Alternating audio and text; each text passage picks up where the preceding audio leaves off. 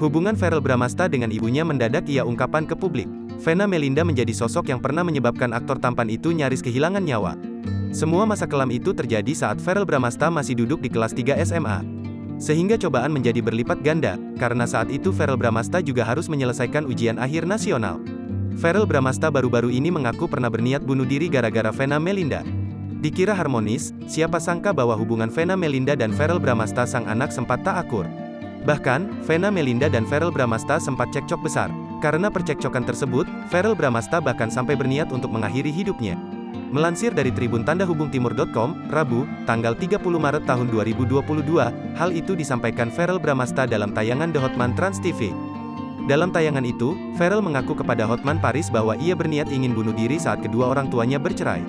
Pas papa mama pisah, waktu itu aku sempet juga kayak Om Hotman mau mengakhiri hidup, ungkap Verrell dikutip dari kanal YouTube Trans TV.